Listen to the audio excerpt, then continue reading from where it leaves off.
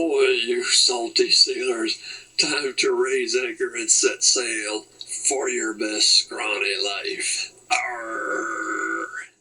Now, in our last video, as you will recall, we discussed how to create the illusion of depth using shade and shadow. And once again, we're going to be creating the illusion of depth, but this time we'll be using distortion and foreshortening. Here I've laid out 9 circles. Now it is good to practice drawing a circle freehand to see how close you can come to drawing a perfect circle. It develops good muscle memory. But in this case, if you're following along at home on a piece of paper, just use a bottle cap or something that's round, and we'll lay out 9 circles in this way. In the middle of the middle circle, we are going to create a horizontal and vertical line, and they are straight because we are viewing this straight on. But suppose the one to the right has rolled to the right a little bit. So the horizontal line is still straight, but the vertical line has curved. And to the left, the same thing. The horizontal line moves to the left, and the vertical line is curved. Below it, the vertical line will move down, and the horizontal line will curve down. You see how that creates the illusion that we're looking at spheres rather than two-dimensional circles. The one above, the line has rolled above, and the horizontal line curves upward.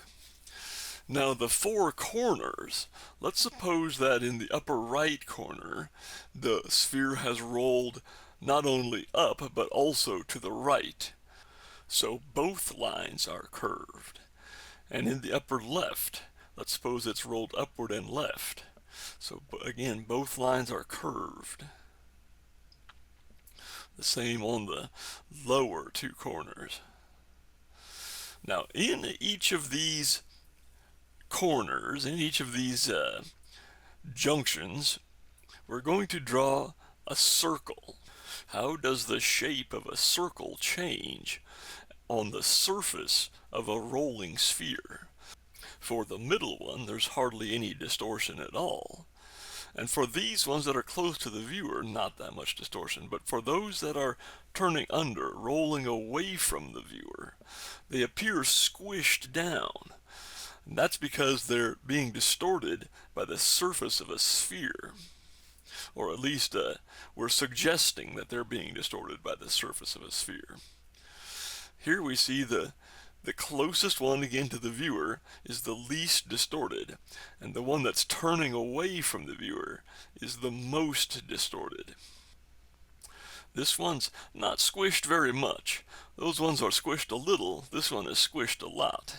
The greatest distortion happens closest to the edges of the sphere, or shall we say the illusory sphere. So let's put what we've learned into practice. Let's draw another cat face, and it's going to be based on the middle circle, or in other words, it's going to be facing us straight on. And we're going to, in the middle of this circle, we're going to make a horizontal and vertical line, and these will serve as reference lines that will allow us to keep the face symmetrical across the vertical line, or in other words, bilaterally symmetrical. And we'll make the eyes touch the upper reference line, the horizontal line, and the circle for the muzzle, and that will allow us to not only keep the eyes level, but make the face symmetrical. Why can't we tell how long the muzzle is? Well, we can't see the length of the sides of the muzzle because the cat is facing directly at us. And this is called foreshortening. When you aren't able to determine the length of the sides of something because it's facing directly at the viewer. Foreshortening is just another type of distortion. It's just another way of suggesting that illusion of depth. So now let's draw another cat face, and in this case, let's say it's turned a little to the right and a little bit upward. So both of our reference lines are going to be curved this time instead of straight. So we'll center our muzzle on that vertical reference line. And now why isn't that a perfect circle? Why is it flattened a little bit? Because it's turning away from the viewer. And you'll see also the eye, the circle for the eye, the one that's farthest from the viewer, that's turning away, is squished down. It's not a perfect circle, it's distorted because it's rolling away from the viewer. And likewise, the muzzle is no longer foreshortened. We can see one side of the muzzle and we can see somewhat of its length. It sticks out from the rest of the sphere of the face.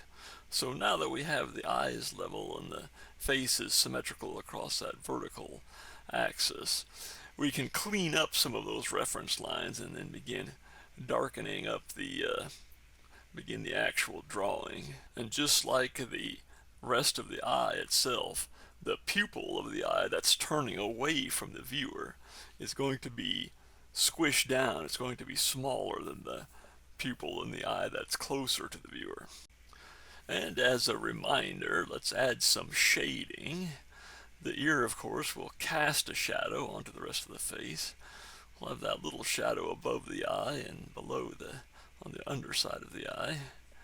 And as the face turns away, we're pretending that the light source is directly above the floating cat head in this case.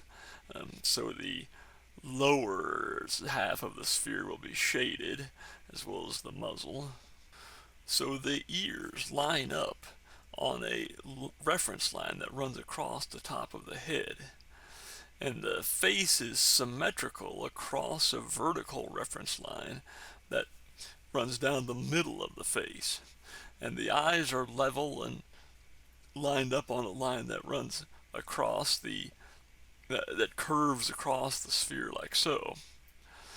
And if we were to bring a line down from the top of the head to the eye line, the shape that it makes would be smaller on the side that's turning away than on the side that's closest to the viewer.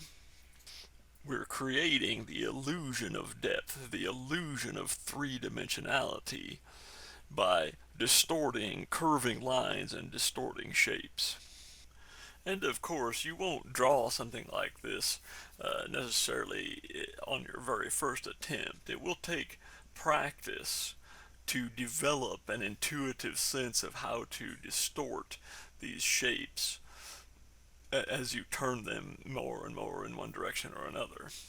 And just so you can get an idea what the eventual payoff of all this is, let's draw a person.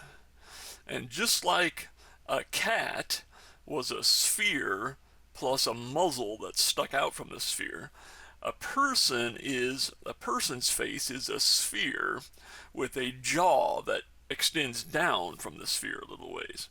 So we're going to start with our sphere, and in this case the face is turned to the left and down just a little, to the left and down, and then we're going to drop a line down from that conjunction, and that's going to be the jaw. So right at that line that went around the sphere, the horizontal line, that's going to be where the eyebrows are. So we'll drop in some eyebrows. Now the distance between the eyebrows, or the apparent distance between the eyebrows and the eyelid, is an important metric for gender, also for race. But we'll get into race and gender a little bit more on another video, perhaps. For right now, what I want you to see is just how to develop that three-dimensionality by distorting shapes. But the distance between the eyebrow and the eyelid, women have a little bit more distance there. Men have a heavier brow ridge, so it appears as if their eyebrows are closer to their eyes, or their eyelids. And also the jaw, the men's jaw, of course, is a little bit different. Um, but for now, we're just going to, it'll be enough for now just to get the shapes distorted properly to suggest that three-dimensionality. So now that we've got the face symmetrical across that vertical line and the eyes level and so forth, we can erase the reference lines and develop the face, begin shading it a little bit more. So there went, and we won't just have a floating head this time. We'll give her the decency of having a neck, and just to make it easier on ourselves, let's not do an elaborate hairstyle. We'll just pull all the hair back in a great big ponytail with just a couple strands that have escaped. So there we go, and the hair, of course, casts a shadow on the face, just like the nose. There will be a shadow cast underneath the nose. Um, and the light source is over, in this case, it's going to be over to the left and above a little bit. It's coming from the left and upward. So, of course, the face itself, underneath the chin, that will cast a shadow onto the neck. Um, so it'll look somewhat like this. The basic structure is pretty good, maybe just a little too much space between the eyes.